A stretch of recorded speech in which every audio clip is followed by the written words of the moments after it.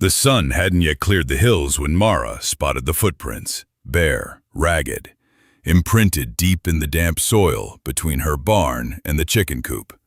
She crouched, her rifle hanging loose from one hand, and touched the edge of one print with 2 fingers. Fresh. Too small for a man, too wide for a child. And barefoot? In the frost? That didn't make sense. Nothing had made sense since the rains came early this spring and washed out the road to town. Nothing made sense since the cattle started dropping weight despite feed. Nothing made sense since Mara's father died 6 months ago, leaving her 27, alone and stubbornly hanging on to land every other rancher said was cursed. She followed the prints with the careful gait of someone who'd tracked coyotes, and worse. Past the coop, down the side of the lean-to behind the hay bales. That's when she saw the motion, a flicker of something behind the rusted water trough. Mara raised the rifle, slow and sure, didn't speak, just waited. The shape didn't move for a beat. Then, like a rabbit deciding it was seen, the figure shifted. A girl, maybe 14, long tangle of black hair, cheeks smudged, boots nowhere in sight. Her dress hung off one shoulder, patched and sun-faded. But the girl's eyes, when they locked on Mara's, weren't scared. Not quite. Not yet. Just wild. Not the kind of wild that's dangerous. The kind that doesn't expect kindness. "You planning to take something else? Or just the eggs again?"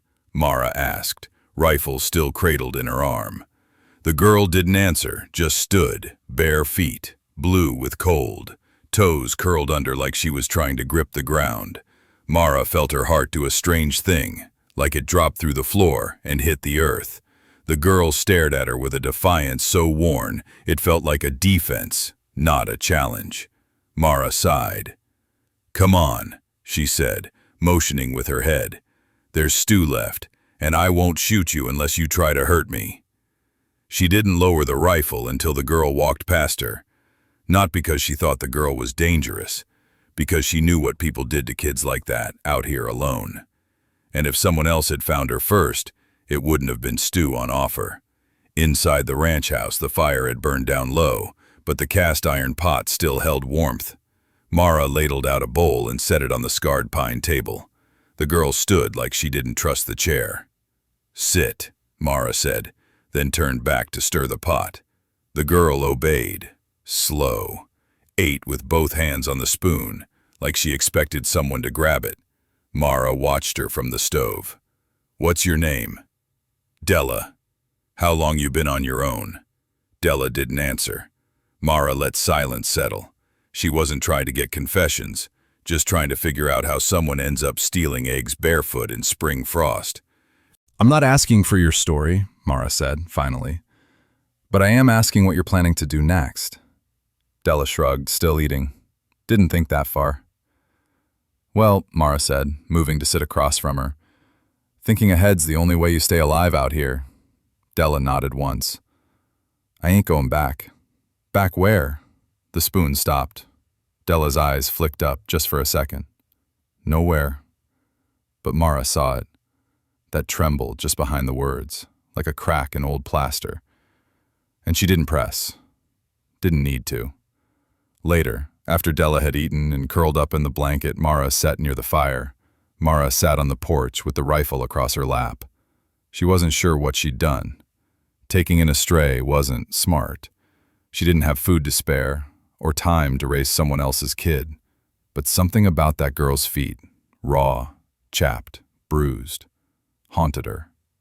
The next morning, Mara rose early. Della was already outside trying to milk the cow. It was almost funny. Almost. If it hadn't looked so desperate.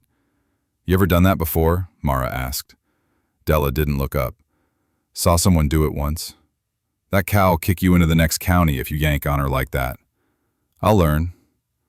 Mara watched her a moment longer, then nodded. "Fine. You want to earn your keep, you can muck the stalls first." Della nodded, didn't smile, just set the bucket down and moved toward the barn. 3 days passed like that. Della didn't talk much. She worked hard, too hard, like work was safer than silence. Mara didn't ask questions, but she noticed things. The way Della flinched at the sight of a man riding the road half a mile off.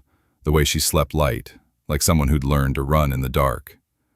On the fourth night, it rained.